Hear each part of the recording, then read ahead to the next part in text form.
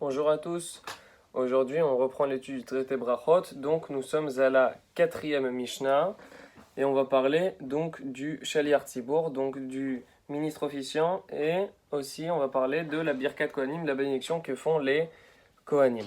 Donc, alors vers l'Ifna Teva, celui qui officie en tant que Chazan, en tant que ministre officiant, Lo Ya'ane Achara Kohanim, Amen.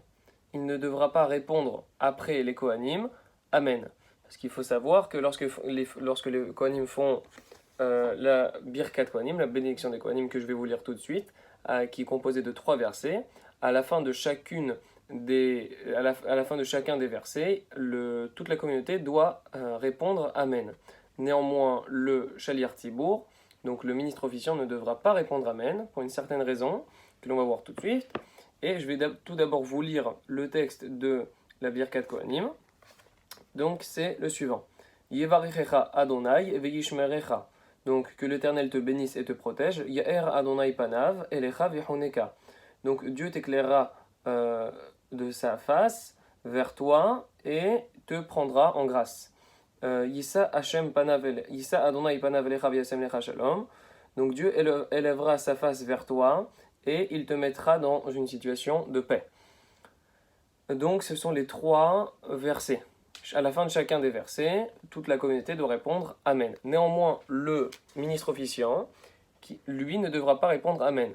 Il faut savoir de quelle façon ça se passe. Le ministre officiant dit chacun des mots de la bénédiction des Kohanim, et c'est seulement ensuite que les Kohanim disent. Par exemple, de quelle façon ça se passe? Prenons le deuxième verset.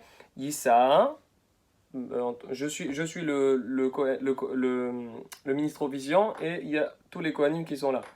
Yissa, Hashem, Panav, Elecha, Virchonika, vous avez compris. Donc ça veut dire le ministre officiant il dit mot par mot et à chaque fois, tous les Kohanim qui sont présents répètent justement le mot qui vient d'être prononcé, et à la fin de chacun des 3 pasouks, lorsqu'on arrive à la fin d'un pasouk, toute la communauté répond Amen.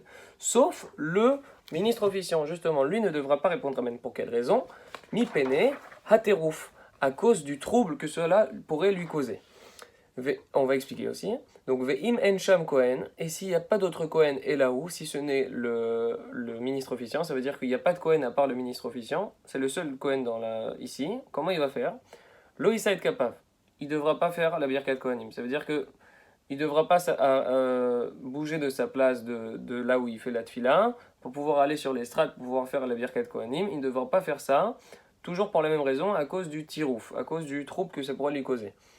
Ve'im avtahato sheunose et kapav, ve'chozer les tfilato, mais s'il sait qu'il est capable, il est certain qu'il est capable de pouvoir revenir à la fin de la Birkat Kohanim à sa place pour pouvoir reprendre la tfila et terminer la Hamida de Chazara, de répétition, Rachai, il a le droit d'agir ainsi.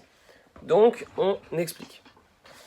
On lit ce que dit le Barthénora. Donc, le Barthénora dit que Lo Ya'ane Achar Kohanim Amen. Il ne devra pas répondre après les Kohanim Amen. Pour quelle raison? Besof Kol Bracha Kemo Sheshar Atzibur Onim.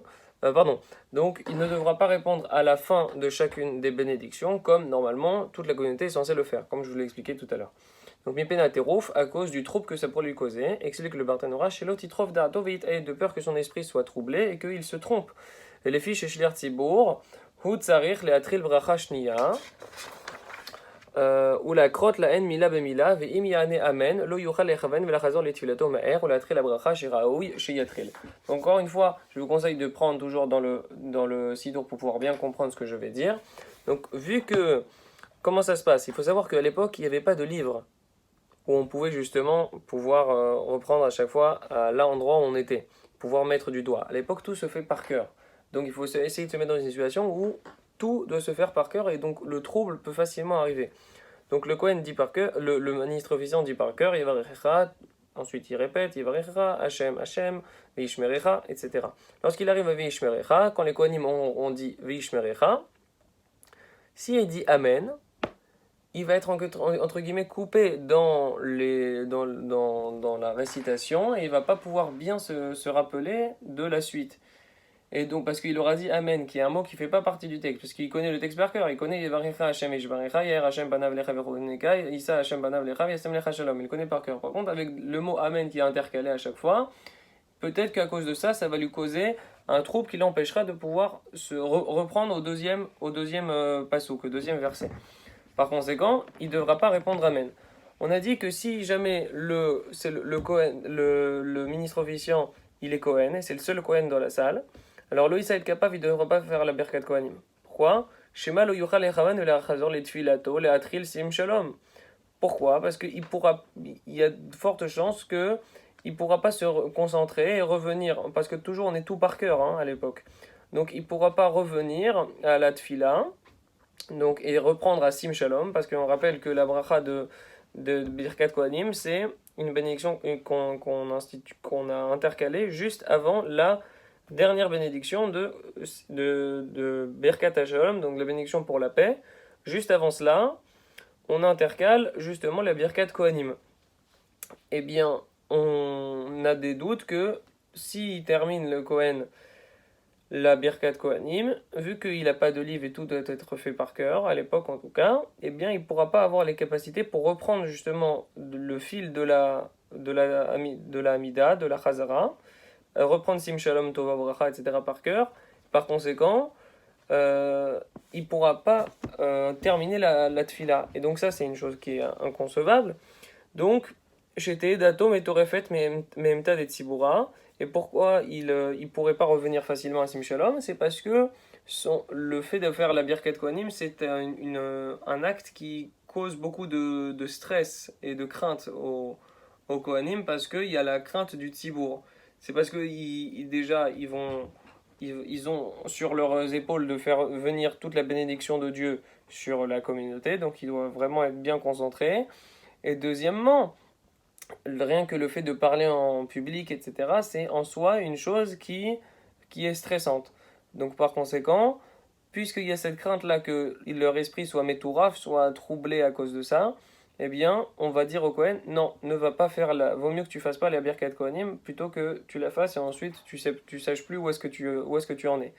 Veim avtachato, mais si par contre il est certain qu'il arrivera à faire, il n'a pas trop de stress et il arrivera à revenir juste après sans aucun souci.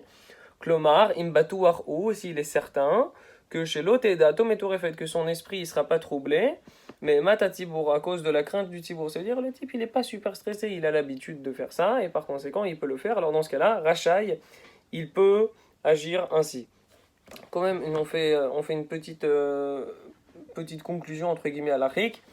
Il faut savoir que la permission pour le Kohen de faire la Birkat Kohanim, s'il est ministre officiant parce qu'il est seul, dans un cas pareil, c'est que dans un cas où justement il est seul. Par contre, dès lors qu'il y a d'autres Kohanim qui sont présents, et ben lui, il pourra absolument pas partir avec eux et faire la Birkat Kohanim avec. Il devra rester à sa place, et c'est d'ailleurs la façon dont tranche le Rambam et ainsi que tranche le Shulchan Aruch. De nos jours, si on peut observer qu'il y a certains Kohanim qui ont pris l'habitude de réciter donc la bénédiction des Kohanim alors qu'ils agissent en tant que ministre officiant, s'ils agissent comme ça, c'est parce qu'ils s'appuient sur l'opinion du Pri Hadash, qui est un sage, qui est un décisionnaire, qui pense que, contrairement au Shulchan Aruch, tout Kohen qui se sentira assuré de ne pas perdre le fil de sa prière, il pourra faire la Birkat Kohanim, alors qu'il est officiant. Et ce, même s'il y a d'autres Kohanim qui sont présents dans l'assistance. C'est l'opinion du Pri Hadash. C'est cependant rapporté dans le Yalkut Yosef, donc dans les lois relatives à la bénédiction des Kohanim, chapitre 11. Donc il dit qu'il ne faut pas déroger à la décision du Shulchan Aruch, qui fait autorité de manière définitive, et par conséquent, à partir du moment où il y a d'autres Kohanim dans la salle, non, si tu es Kohen, que tu es ministre officiant, tu ne devras absolument pas faire la Birkat Kohanim. Si tu es le seul Kohen sur place, alors oui, tu iras si tu as la certitude que tu pourras revenir sur place sans avoir de terrouf, sans être troublé. Chazak ou Baruch, et à très bientôt.